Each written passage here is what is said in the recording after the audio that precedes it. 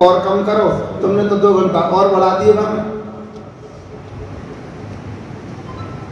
तो संत बोले भैया गृहस्थियों के लिए इतना समय यदि नहीं है तो मैं एक छोटा सा उपसाधन बताए देता हूं। हम 23 घंटा कुछ भी करें, लेकिन ईमानदारी से 1 घंटा रोज निमित्त भगवान के प्रति देना चाहिए।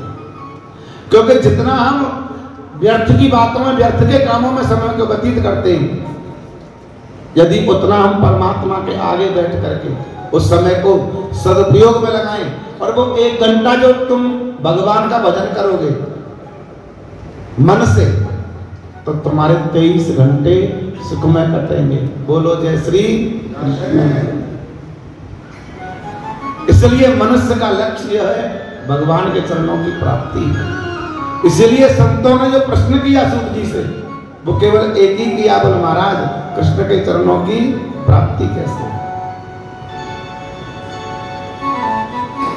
भगवान सूत जी कहते हैं, सोनका जगसियो,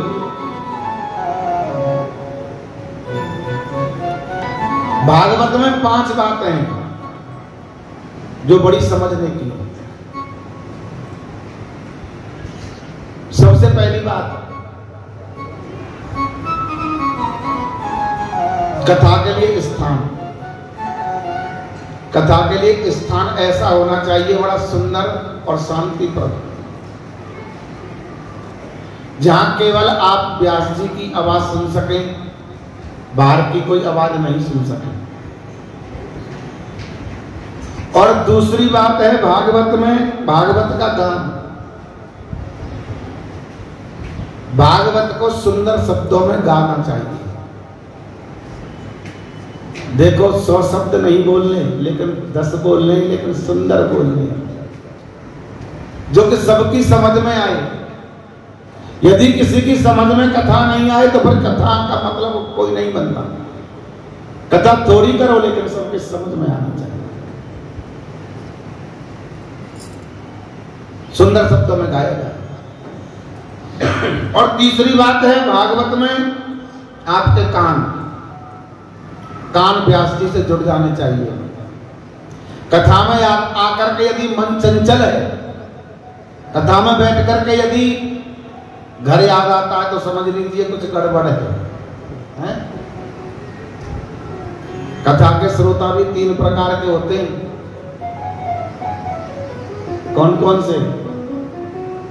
सोता, सरोता और श्रोता। सरोता किसे कहते हैं? सुपारी काटने वाले को। कथा में आए और अपने साथ में एक को और जोड़ लिया, बोले व्यास जी तो अच्छे, पर भाई कोई भजन तो सुनाया ही नहीं। भाई ये ट्रस्ट वाले कथा तो करा रहे, पर नहीं इंतजाम तो कोई किया ही नहीं। देखिए वो पंडित तो सो रहे हैं, उनके 3 घंटा इसी में व्यतीत हो जाए। सरोता। और ये दूसरे वाले जहां होते हैं वहां बड़ी शांति रहती है, सोता। बोलो जय श्री। उसे भाई बहन तो ऐसी जगह खोजते हैं, कैसी कि जहां कमल लगाने का ठिकाना थोड़ा सा मिल जाए। जब बड़े बड़े पांडालों में मैं कथा करता हूँ, देखता हूँ पुरुष तो खैर बेचारे कम पल्ले के कुछ माताएं तो मैं ऐसी होती है कि मैं अपनी आंखों से देखता हूँ। ऐसी जगह खोजनी, बांसपल्ली कहीं मिल जाए थोड़ा, और कमल लगाई और घूंघट को नीचे किया, क्योंकि घूंघट में तो बड़े बड़े काम बन जाते हैं साहब। अब न पड़ोसी को पता लगे, न व्यास जी को पता लगे, 3 घंटे ऐसी समाधि लगती है, बड़ी सुंदर। एक दिन एक मैया मोते बोली, बोल महाराज जी एक बात कहूं। मैया बोला माता जी। बोले महाराज मैं घर में 2-2 गोली खा जाती हूँ, पर मुझे नींद नहीं आती, लेकिन जब मैं तुम्हारी कथा में आती हूँ ना, तो मुझे ऐसी मीठी नींद आती है, ऐसी मीठी नींद आती है कि आपको क्या बताऊं। इतनी सुंदर कथा करते हो आप, ऐसे बढ़िया बोलते हो महाराज, एक एक बात समझ में आती है। तो मैं की मैया आज कौन सी कथा हुई? बोलो वो तो नहीं पता, पर पंडित जी तुम कथा बड़ी बढ़िया करो।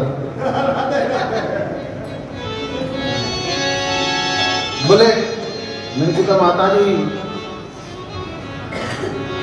एक आध नींद तो ले ही लेती हो। बोला हाँ व्यास जी घर में बड़ा बिजी रहती हूँ, सवेरे लड़का जाता है उसको टिफिन लगा के देना, फिर वो जाते हैं, फिर उनकी सेवा करनी और फिर कपड़े भी धोने, फिर रोटी भी बनानी, झाड़ू भी लगानी, बर्तन भी करना। तो महाराज थोड़ा सा कम समय भी थोड़ा, क्योंकि माताएं बेचारी ये सबका पालन करती हैं, सबको निभा के चलती हैं। तो मैंने कहा माता जी तुम्हारा खोट नहीं है, वहां तुम्हें घर में सोने का टाइम ही नहीं मिलता, यहाँ आकर के कथा में आके तुमको थोड़ा समय मिल जाता है तो आप चकाचक उसका आनंद लेती हैं।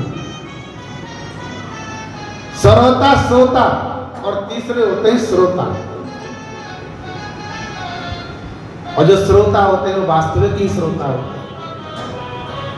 जो बड़े होते हैं वो वास्तव में बड़े होते हैं। क्यों? क्योंकि अभिवादनशीलस्य नत्यं वृद्धोपसेविरः चत्वार तेषां तवर्धन्ते आयुर्विद्या यशो बलम्। देखो जो वास्तव में विनयी होते हैं ना, बड़े होते हैं ना, वो बड़े विनयी होते हैं। और जो दूसरों के लिए झुकेंगे, सम्मान करेंगे, जो विनयी होते हैं, जो बड़े होते हैं, वास्तव में बड़े होते हैं। तो हनुमान जी का मुंह देख लेंगे तो भोजन नहीं मिलेंगे, हैं? अरे लड्डू मिलेंगे लड्डू, लेकिन हनुमान जी की दीनता। सुदामा जी कहते हैं को हम दरिद्रम पापियां हम श्री कृष्ण निकेतन सौनकादिक ऋषियों। भागवत में चौथी बात है भागवत का ध्यान। भागवत को ध्यान पूर्वक श्रवण करें, एक आसन से बैठ करके, श्रोता बन करके, जिज्ञासा लेकर के जब हम श्रवण करेंगे तो आनंद की अनुभूति होगी। जिज्ञासा से श्रवण करें। और पांचवी बात है भागवत में आपके कान व्यास जी से जुड़ जाने चाहिए। बोले तो महाराज कथा के नियम क्या है? बोले जी कथा के नियम है श्रोता और वक्ता को दोनों को 7 दिन भूखे रह करके कथा करनी चाहिए। घी पीने का बस केवल 1 चम्मच घी लेने का विधान है। बोले महाराज जी अब घी पीने की तो मुझे आदत भी नहीं है, और ये तो कलयुग के लोग हैं बड़े विचित्र हैं, और पी भी लिया मान लो तो गड़बड़ भी हो सकती है। बोले जी महाराज मैं भूखा नहीं रह सकता। बोले तो भैया फलाहार ले लो। बोले महाराज बिना रोटी के काम नहीं चलता। तो भैया एक शाम भोजन ले लो, एक शाम फलाहार कर लो। बोले महाराज जी गुरु जी नहीं चलेगा, मैं तो दोनों समय 3 समय चाहिए, सुबह भी चाहिए, दोपहर भी चाहिए और शाम को भी चाहिए। तो भैया जैसे देखो तुम्हारा मन करे, चाहे 6 पोत खाओ, लेकिन मन कथा में लगना चाहिए। अब व्यास जी ने तो कह दी भूखा रहना है और मन पकौड़ी में पड़ो भयो, तो फिर कोई कथा का तब तो नहीं होती। खूब चकाचक खाओ, लेकिन मन भगवान के चरणों में लगा होना चाहिए। बोले जी महाराज और क्या करना चाहिए? बोले ब्रह्मचर्य का पालन करना चाहिए, पृथ्वी पर समय शयन करना चाहिए, व्रत ऐसी प्रतिज्ञा करनी चाहिए कि मैं सत्य के अलावा 7 दिन तक कुछ बोलूंगा ही नहीं। भूखा रहने का मतलब व्रत नहीं होता। व्रत कहते हैं प्रतिज्ञा को, ऐसी प्रतिज्ञा को 7 दिवस तक मैं किसी का बुरा नहीं सोचूंगा, किसी को गाली नहीं दूंगा, और बड़े भगवान के भक्ति में स्वरूप को बना करके भगवान के चरणों में ही नमने का कार्य करूंगा, क्योंकि समर्पण ही सबसे बड़ी भक्ति है, अर्पण होता है। बच्चा नहीं खाए, अल्पाहारी रहे।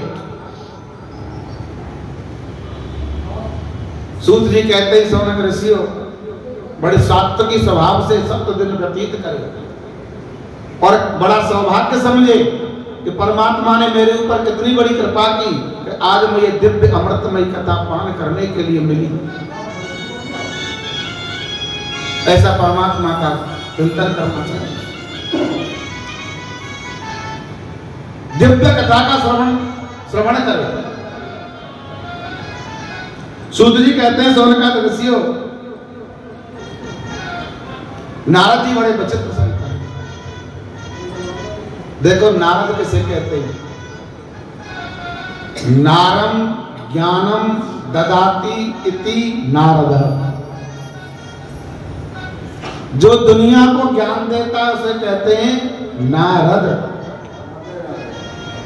और हमारे ब्रजवासी तो सीधी सीधी बोलते हैं नारद, जिसकी बात कभी रद्द नहीं हो उसे बोलते हैं नारद। और नारद जी की एक विशेषता है, नारदो देव दर्शन। जिसको नारद जी मिले उसे परमात्मा जरूर मिले। और दूसरी विशेषता है नारद जी की, जिस घर में कभी झगड़ा नहीं होता हो वहां यदि नारद जी चले जाएं तो समझ लीजिए झगड़ा आरंभ शुभारंभ हो गया। और जिस घर में कभी झगड़ा बंद ही ना होता हो वहां नारद जी चले जाए तो समझ लीजिए झगड़ा हमेशा हमेशा तो बंद हो। ये नारद जी का स्वभाव है। अब नारद जी हरिद्वार गए, बनारस गए, काशी गए, अनेक जगहों पर नारद जी ने भ्रमण किया, लेकिन नारद जी को कोई शांति नहीं मिली। क्यों? क्योंकि कोई किसी से प्रेम नहीं करता, और करते भी हैं तो कैसा? स्वागत लागे करहि सब प्रीति, स्वागत लागे करहि सब प्रीति, स्वागत लागे करहि सब प्रीति, स्वागत लागे करहि सब प्रीति, सुर नर मुनि सब प्रिय।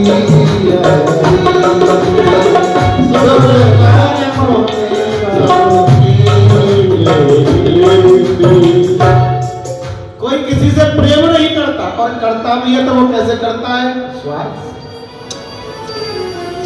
स्वार्थ से करता है। और जब नारद जी श्रीधाम वृंदावन में आए तो साहब क्या देख रहे हैं कि तरुणी नारी प्रभुता गई। एक तरुणी नारी और यमुना के किनारे बैठी है, दो वृद्ध पुरुष हैं। एक उस नारी की इस जंगा पर लेटा हुआ और एक इस जंगा पर लेटा हुआ। और वो नारी अकेली नहीं है, और वहां 10-5 नारियां बैठी हैं। नारद जी देख रहे हैं, बोलिए मैं क्या देख रहा हूं? वो नारी कौन थी? वो नारी स्वयं भक्ति है, और जो पुरुष हैं वो स्वयं ज्ञान और वैराग्य है। देखो भक्ति का जन्म कहां हुआ? भक्ति का जन्म हुआ द्रविड़ देश में। और भक्ति भ्रमण करते करते करते करते जब भक्ति हरिद्वार में गई, बनारस में गई, काशी में गई, तो वहां भक्ति वृद्धा है और ज्ञान वैराग्य युवा है।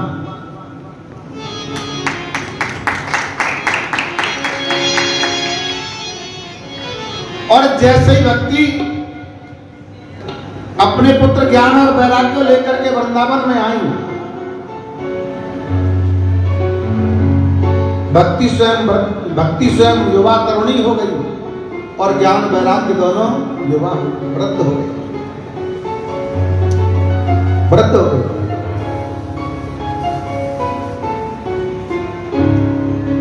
अब उस नारी ने, भक्ति ने नारद जी को देखा और बोली के भो भो साधो क्षणं तिष्ठति। अरे बाबा एक क्षण मेरी बात तो सुनो। बोले क्या हुआ? बोले बाबा मेरी समस्या का निदान करो।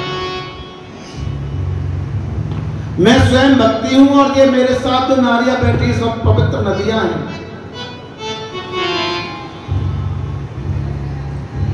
पवित्र नदियों को दूषित बना।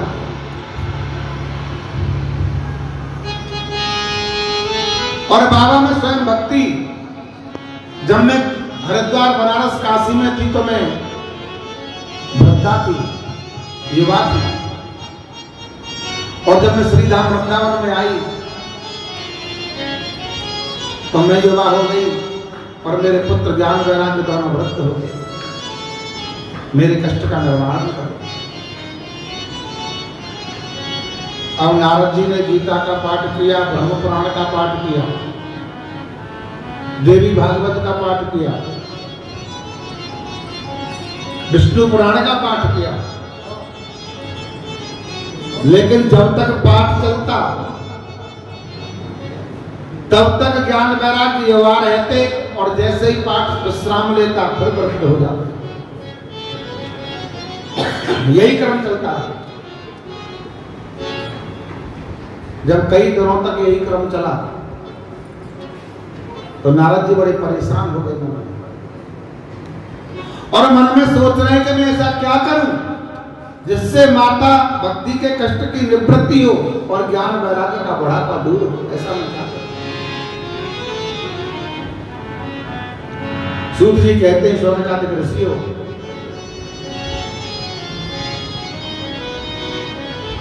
नारद जी को एक आकाशवाणी सुनाई दी और उस आकाशवाणी ने नारद जी से कहा, बोले नारद यदि ज्ञान वैराग्य का बुढ़ापा दूर करना चाहते हो, भक्ति के कष्ट की निवृत्ति चाहते हो तो सत्कर्म करो, सत्कर्म करो। अब नारद जी सोच रहे सत्कर्म क्या है, बड़े चिंतित हैं और बीड़ा उठाया और श्रीमन नारायण नारायण का गुणगान करते हुए दौड़ रहे। और नारद जी जब बद्रिकाश्रम पहुंचे तो नारद जी का सनत कुमार जी से मिलना हुआ है। ब्रह्मा जी के 4 मानस पुत्र हैं, सनत, सनंदन, सनातन और सनत कुमार। देख ले तो प्रसन्न हो जाता है। और आज आप जैसे संत के चेहरे पर मैं उदासी देख रहा हूं, क्या देख रहा हूं? नारद जी बोले महाराज केवल मुझे इतना बताइए कि सत्कर्म क्या है, सत्कर्म की परिभाषा क्या है? शरद कुमार जी कहते हैं नारद जी सत्कर्म की एक ही परिभाषा है। बोले क्या? के सत्कर्मो सूचको नूनम ज्ञान यज्ञम स्मृतो श्रीमद् भागवतालाप सतुगीत सुखादि। सत्कर्म का यदि कोई सूचक है तो वो श्रीमद् भागवत कथा है। आप श्रीमद् भागवत करो। बोले कहाँ करें? बोले हरिद्वार में करो, क्योंकि श्रीमद् भागवत से, श्रीमद् भागवत के अलावा संसार में दूसरा कोई साधन किसी की मुक्ति के लिए बना ही नहीं। साहब बोलो जय श्री कृष्ण।